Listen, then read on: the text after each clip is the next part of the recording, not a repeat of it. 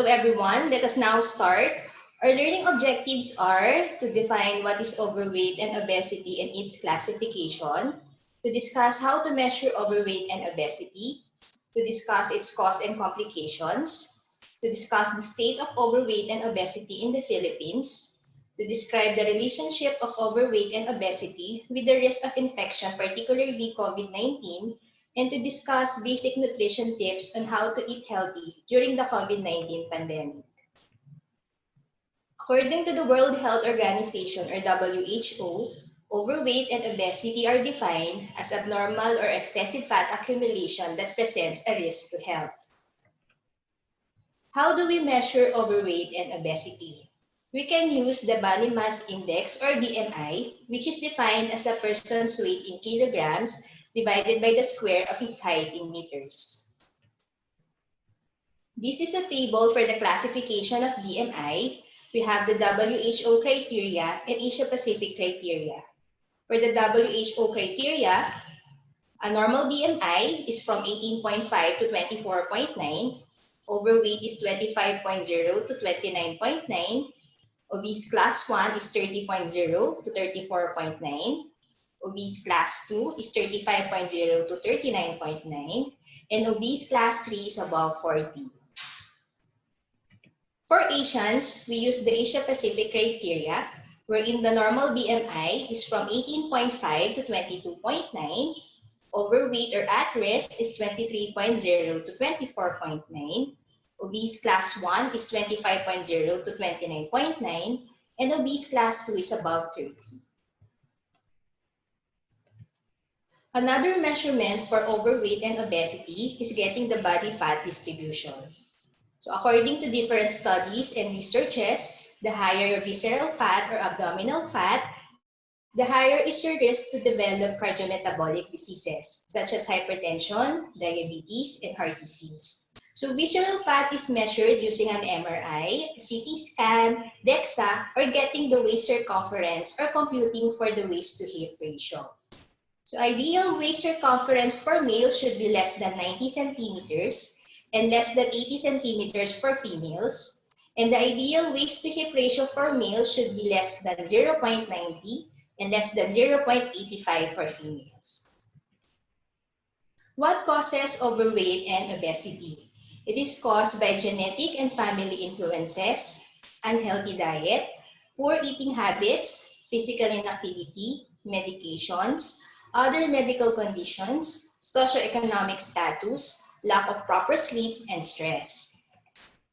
For the genetics and family influences, the genes you inherit from your parents may affect the amount of body fat you store and where the fat is distributed. Genetics may also play a role in how efficiently your body converts food into energy, how your body regulates your appetite, and how your body burns calories during exercise. So obesity tends to run in families. That's not just because of the genes they share. Family members also tend to share similar eating and activity habits. So what you eat can have a major effect on which genes are expressed and which are not. Obesity does not happen overnight. It develops gradually over time as a result of unhealthy diet and poor eating habits. For example, eating large amount of processed or fast food that is high in fat and sugar, drinking too much alcohol, eating out a lot. You may be tempted to have an appetizer or dessert in a restaurant and the food can be higher in fat and sugars. Eating larger portions than you need. You may be encouraged to eat too much if your family or friends are also eating large portions. Drinking too much sugary drinks like soft drinks and milk teas, and comfort eating. Lack of physical activity is another important factor related to obesity. So many of our jobs have become less physically demanding. We seem to have less time available to devote to physical activity and exercise. We drive more and then we walk less. We spend more hours sitting in front of our screens, watching TV, playing video games like yung Animal Crossing, and then browsing the internet or engaging with mobile devices. So now, because of quarantine, we use a lot of delivery services to deliver food, to buy groceries, and we do online shopping more. Some medications can lead to weight gain if you don't compensate through diet or activity. So this table shows examples of medications that may cause weight gain. So these medications include some anti-seizure medications, antidepressants, antihypertensive and antipsychotic medications, steroids, and some diabetes medications. In some cases, underlying medical conditions may contribute to weight gain. These include hypothyroidism, insulin resistance, PCOS, and Cushing syndrome. There is also a link between socioeconomic factors and obesity. Lack of money to purchase healthy food or exercise equipment, or lack of safe places to walk or exercise can increase the risk of obesity. There are several possible ways that sleep deprivation could increase the chances of becoming obese. So sleep-deprived people may be too tired to exercise because they lack energy, or people who don't get enough sleep may take in more calories than those who do, simply because they are awake longer and they have more opportunities to eat. Lack of sleep also disrupts the balance of key hormones that control appetite, so sleep-deprived people may be hungrier than those who get enough rest each night. Chronic activation of the sympathetic nervous system and HPA axis contribute to an anabolic state that promotes fat storage within the abdominal cavity, which increases the risk of development of medical conditions like elevated cholesterol, hypertension, diabetes, and heart disease. Stress can also enhance weight gain and fat deposition through changes in feeding behavior, like altering the pattern of food intake, dietary preference, and the reward properties of food. What are the consequences of overweight and obesity? So obesity makes you more likely to have hypertension and abnormal cholesterol levels, which are risk factors for heart disease and stroke. Obesity can also affect the way your body uses insulin to control your blood sugars, and this raises your risk of insulin resistance and diabetes. Obesity is also linked to cancer. So according to studies, the possible reasons include increased levels of insulin and insulin growth factor 1, which may help some cancers develop. Number 2, some chronic low-level inflammation, which is more common in people who are obese, is linked with increased cancer risk. There are higher amounts of estrogen produced by fat tissues, which can drive the development of some cancers such as breast and endometrial cancers. Fat cells also may affect processes that regulate cancer cell growth. For digestive problems, obesity increases the likelihood that you'll develop heartburn or acid reflux, gallbladder disease like gallstones, and liver problems. Obesity may also cause infertility and irregular menstruation in women and erectile dysfunction in men due to hormonal imbalances. People with obesity are more likely to have sleep apnea, which is a potentially serious disorder in which breathing repeatedly stops and starts during sleep. Obesity increases the stress placed on our weight-bearing joints like on our knees, in addition to promoting inflammation within the body. So these factors may lead to complications such as osteoarthritis. So what is the state of overweight and obesity in the Philippines? So this is based on the 2018 National Nutrition Survey by the DOST-FNRI. So this graph shows the trends in the prevalence of overweight and obesity among adults, 20 years old and above. And as we can see, it shows an increasing trend of overweight and obesity among adults from 1993 to 2018. Another graph which shows an increase in the mean waist circumference of both adult male and female, 20 years old and above, compared from 2015 to 2018. And last graph, which shows an increasing trend of the prevalence of high waist to hip ratio in females and slightly decreasing prevalence in males from 2003 to 2018. So in short, that 1 out of 3 Filipino adults aged 20 and above is either obese or overweight. So that's almost 5.1% of the total population is overweight or obese. So what is the relationship of overweight and obesity with COVID-19? According to the Center for Disease Control and Prevention, COVID-19 can affect anyone, and the disease can cause symptoms ranging from mild to very severe. For some other illnesses caused by respiratory viruses such as influenza, some people may be more likely to have severe illness than others because they have characteristics or medical conditions that increase their risk. People with risk factors may be more likely to need hospitalization or intensive care if they have COVID-19. So based on currently available information and clinical expertise, older adults and people of any age who have serious underlying medical condition, which include obesity, might be at a higher risk for severe illness from COVID-19. This is a study by Esteban et al. Which showed the preliminary data suggests that people with obesity are at increased risk of severe COVID-19.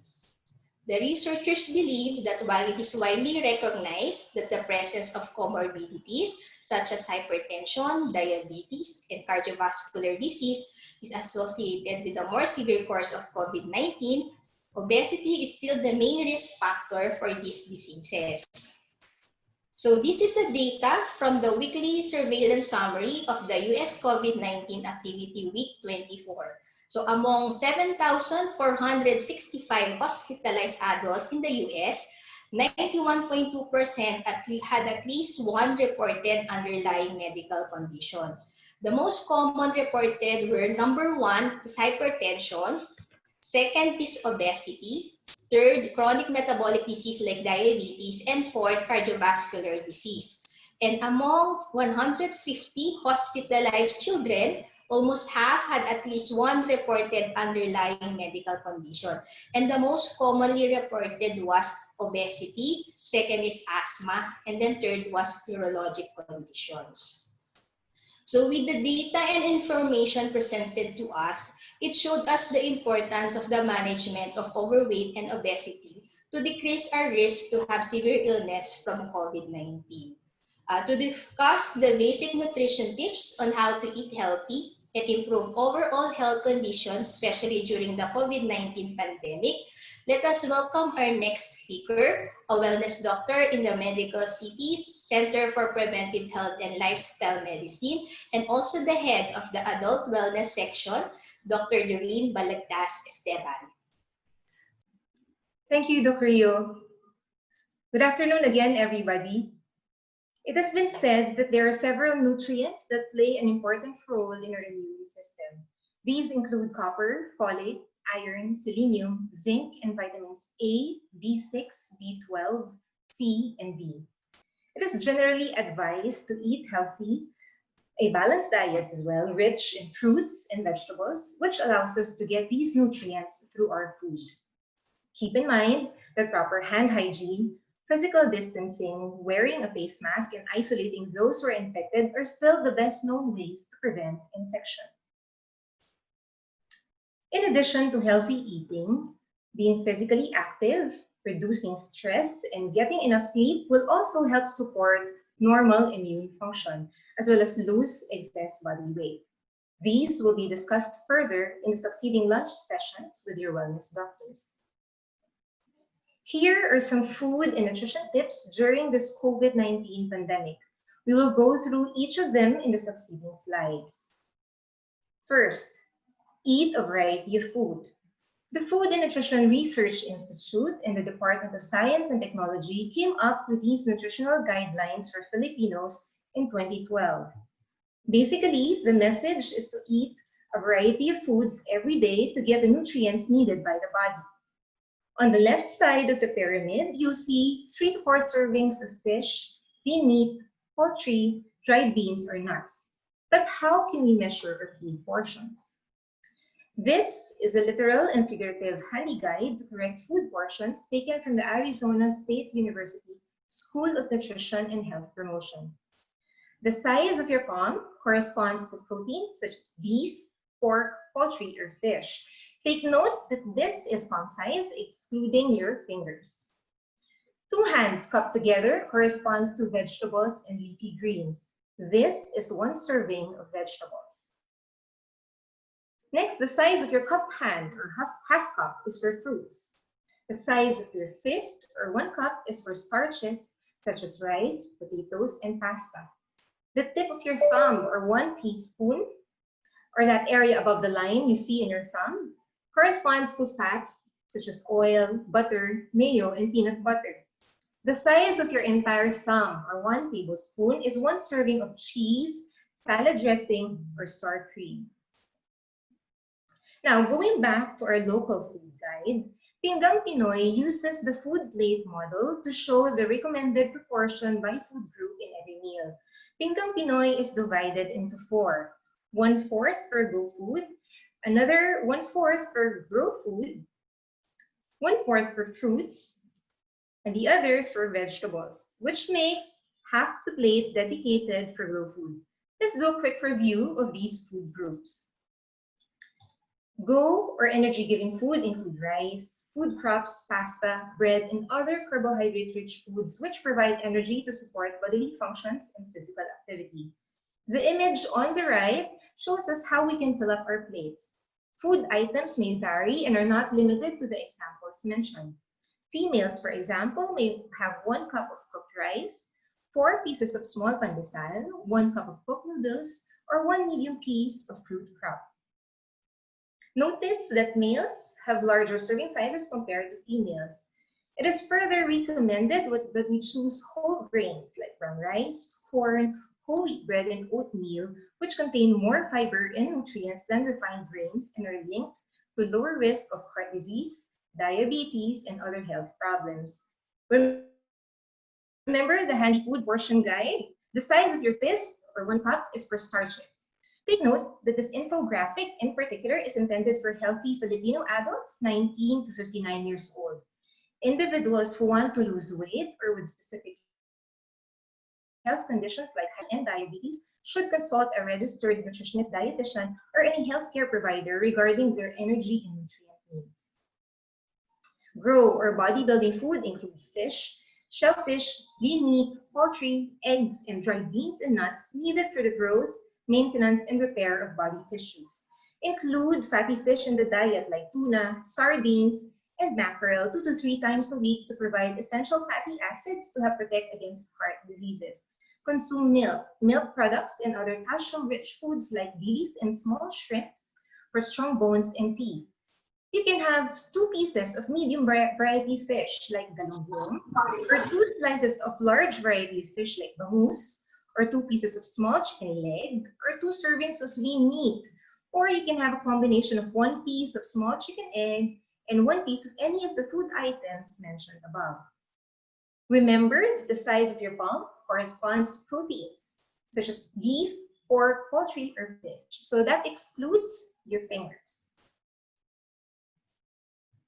The other half of the Pinggang Pinoy is dedicated to the glow or body-regulating food. Enjoy a wide variety of fruits and vegetables which are packed with vitamins and minerals and fiber needed for the regulation of body processes. You can have 1 cup of cooked vegetables like malunggay, ampalaya, squash, carrots, or string beans. You can also eat 1 medium-sized fruit like banana, tangerine, and mango, or 1 slice of a big fruit like papaya, pineapple, and watermelon. The second tip is to eat lots of fruits and vegetables since these provide plenty of vitamins and minerals as well as fiber that we need for a healthy diet. Remember that in the food pyramid, we are told to have at least 3 servings of vegetables and 2 to 3 servings of fruits daily. So some helpful tips now while we're having our lunch. Here are some tips to boost fruits and vegetables to your diet. Keep it colorful. Challenge yourself to try fruits and vegetables of different colors. Make it a red, green, or orange day, such as an apple, lettuce, and carrot, or see if you can consume a rainbow of fruits and vegetables during the week. Add it on. Add fruits and vegetables to foods you love. You can try adding slices of fruits on top of breakfast cereals. Mix them up. Add fruits and vegetables to foods that's cooked or baked, or mix vegetables with pasta sauces, soups, and omelets. Roast away. Try roasting vegetables like cauliflower, broccoli, onions, carrots, tomatoes, or eggplant. Enjoy vegetable dippers. Chop raw vegetables into bite-sized pieces. You can try bell peppers, carrots, cucumbers, and celery, and dip your favorites into low-fat or fat-free dishes. But remember, the limit is the size of your entire thumb. Sip smoothies. Smoothies are a great way to increase the amount of fruit you eat, and they're easy to make. Experiment with different fruits to find out what you really like. Try fruit pops. Put 100% fruit juice in an ice tray and freeze it overnight. You can eat the fruit cubes as mini popsicles or put them in other juices. Frozen seedless grapes make natural mini popsicles. Lastly, you can enjoy fruit desserts. Fresh fruit, gelatin-containing fruit, and dry fruit are good choices for a dessert. The third tip is to consume a diet rich in whole grains such as brown rice, corn, whole wheat bread, oats, and quinoa. Nuts like cashew, walnuts, and almonds, and healthy fats such as in olive and canola. Such diets may support your immune system and help to reduce inflammation. But what are the different types of grains? We have whole grains, refined grains, and enriched grains. Whole grains are either present in their whole form or ground into a flour while retaining all parts of the seed, namely the bran, the germ, and the endosperm. Compared with other types of grains, whole grains are better sources of fiber and other important nutrients. Whole grains are either single foods such as brown rice and corn or ingredients in products such as whole wheat flour in bread.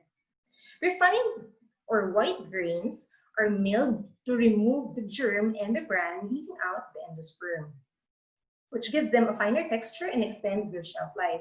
The refining process also removes many nutrients, including fiber, mainly found in the bran. Refined grains include white flour, white rice, and white bread. Enriched grains. Enriched means that some of the nutrients lost during processing are replaced. Some enriched grains have replaced B vitamins lost during milling. Fortifying means adding addition of nutrients that don't occur naturally in the food. If you're not sure that something has whole grains, check the product label. Check the product label or the nutritional facts panel. Look for the word whole on the package and make sure whole grains appear among the first items in the ingredient list. Limit your intake of fats, sugar, and salt. Many people in times of high stress use food as comfort, which can lead to overconsumption. Furthermore, foods in which we find comfort are oftentimes very palatable because they are high in fat, sugar, salt, and calories. Try to avoid eating too much of these ingredients, not only as comfort foods, but across everything you eat. Again, food labels are helpful here so that consumers can limit the purchasing and eating of these ingredients. WHO recommends that ideally, less than 5% of total energy intake per adult should come from free sugars. That's around 6 teaspoons. If you crave something sweet, fresh fruit should always be the priority. Frozen fruits, canned fruits and juice rather than syrup and dried foods with no added sugar may also be your options. When other dessert options are chosen, ensure that they are low in sugar and consume small portions. Watch out for low-fat options as these are often high in added sugars. Limit the amount of sugar or honey added to foods and avoid sweetening your beverages. The availability of fresh foods may decrease during this pandemic, and it may therefore become necessary to rely more on canned, frozen, or processed foods. Many of these foods contain high levels of salt. WHO recommends consuming less than 5 grams of salt, more or less a teaspoon per day. In order to achieve this, prioritize foods with reduced or no added salt. In many countries, 50 to 75% of the salt intakes comes from the food we eat rather than what we add ourselves. Given that you might be consuming enough salt already, avoid adding extra salt no matter how tempting when cooking and to your meals at the table. Experiment with fresh or dried herbs and spices for added flavor instead. WHO further recommends limiting total fat intake to less than 30% of total energy intake, of which No more than 10% should come from saturated fat. But wait, what are the different types of fats?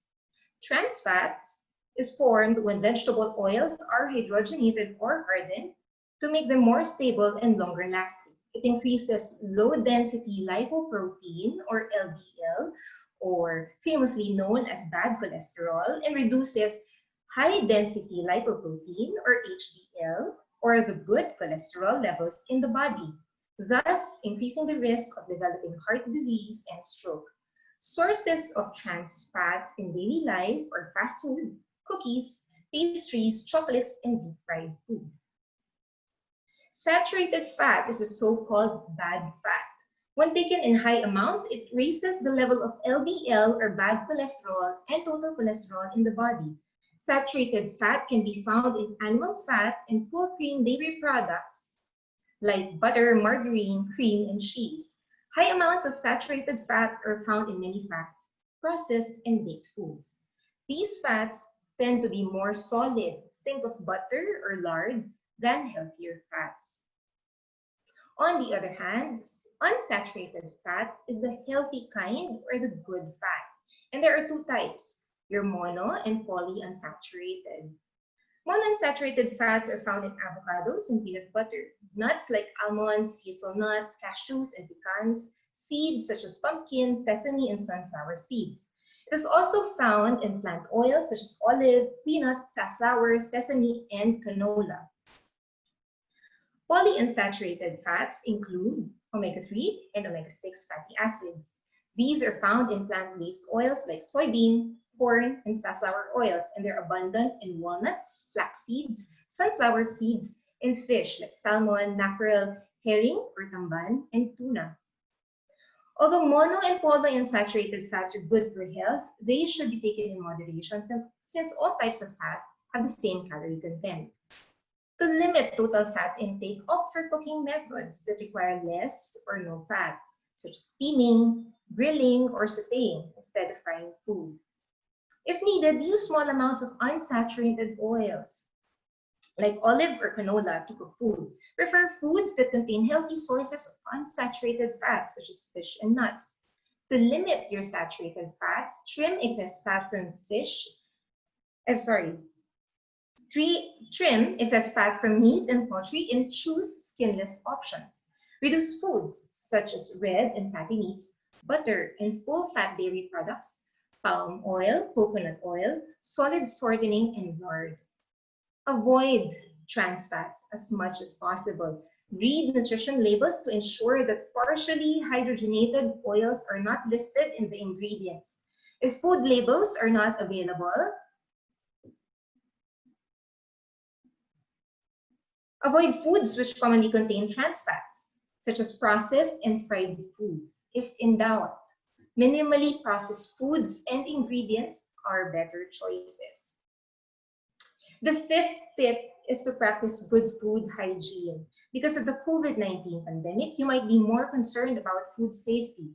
However, COVID-19 is a respiratory virus and is not a foodborne disease. There is no evidence that the disease can be spread through contact with the food purchased. However, it's always good to remember how we can support food safety through the following. Keep your hands, kitchen, and utensils clean. Separate raw and cooked, especially raw meat and fresh produce. Cook your food thoroughly.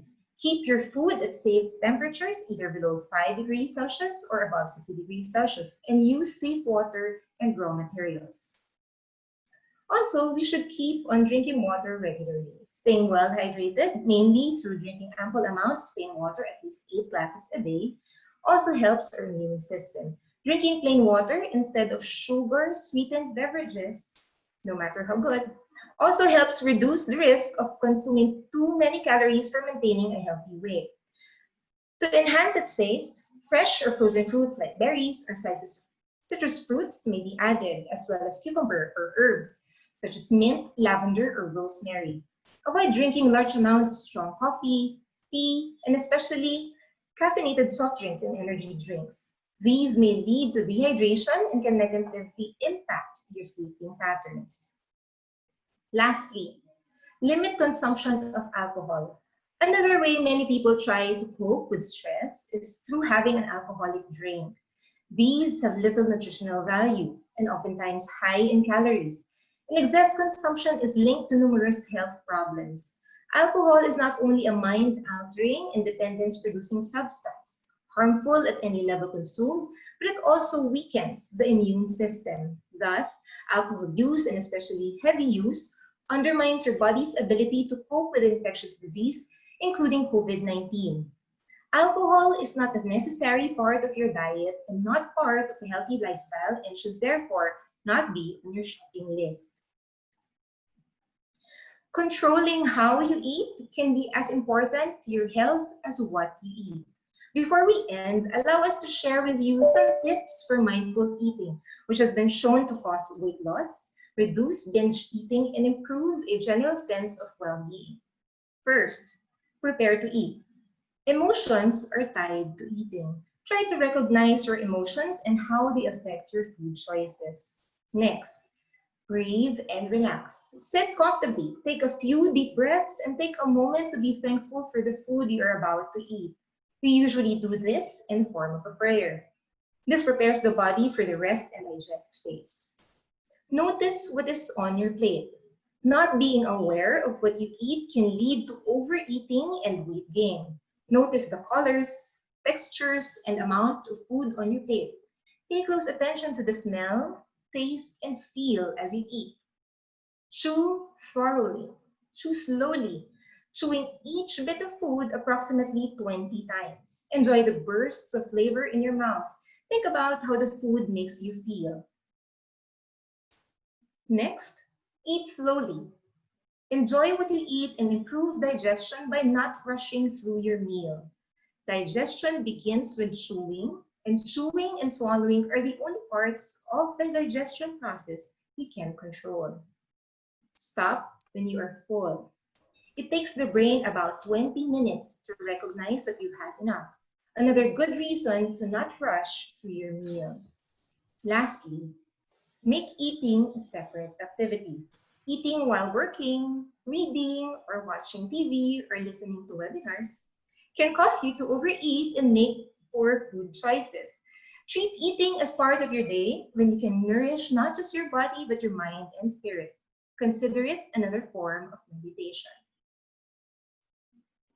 So in summary, earlier, Dr. Galura discussed about overweight and obesity, which are both conditions of abnormal or excessive fat accumulation that may impair health.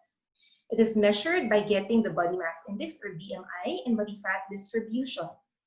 And it is caused by genetic, lifestyle, cultural, and environmental factors. Being obese puts you at risk for a number of diseases and conditions, including cardiometabolic diseases, cancer, gastrointestinal disorders, sleep apnea, and osteoarthritis. There is an increasing prevalence of overweight and obesity among Filipino adults over the years, and preliminary data suggests obesity increases risk of severe COVID-19. We also gave you some tips on food and nutrition during this pandemic, such as eating a variety of food, including lots of fruits and vegetables, consumption of a diet rich in whole grains, nuts, and healthy fats. You can also limit your intake of fats, sugar, and salt. Also, we gave you some tips on how to practice good food hygiene. We also reminded you to drink water regularly and to limit consumption of alcohol. And of course, we gave you some tips on how we can all practice mindful eating. So that's it. Thank you, everybody, for your kind attention. Hello, I have a question. Oh, yes. Yes, I'm surprised that the food pyramid that you're showing still shows the large proportion for carbohydrates. Since obesity is the concern, isn't carbohydrates the culprit of obesity? Thank you for that question. So, carbohydrates is one of our macronutrients, but there are different types of carbohydrates, like your simple and complex carbohydrates. So the simple carbohydrates are the sweet stuff that we have, your honey, your candies, your chocolates. But what we encourage is intake of complex carbohydrates that you find in your vegetables and starchy foods like potatoes, kamote. Still, the food pyramid that you shows a relatively larger portion for breads compared to fruits and vegetables. Oh, because ma'am, if in the general adult population, our body would still require around 45 to 60% of our nutrients or calories coming from carbohydrates. However, that can be modified depending on the health goals of every patient, which is why if you want a customized advice, regarding certain conditions, like for example, if you want to lose weight in a patient who's hypertensive or diabetic, it would be highly encouraged that you consult a nutritionist, dietitian, or any of us here in the Wellness and Aesthetics Institute, so that we can customize and we can help you out with your diet and other lifestyle factors that might need also modification. Thank you. Thank you, ma'am. I think we have another question from Aisha Yabe. So, what are different foods can you recommend for having acid peptic disease? So, in general, ma'am, we usually advise our clients to limit their intake of spicy foods. And then also yung citrus, coffee, tea, or any caffeinated beverages po, and alcohol. Should you have questions, feel free to type them up in our chat box. Or if you want to send in questions a bit later, you can also call us and send us an email via the details posted on your screen. So thank you so much, everybody. We hope to see you again tomorrow in the succeeding sessions or for your lunch date with your wellness doctors. Have a nice day.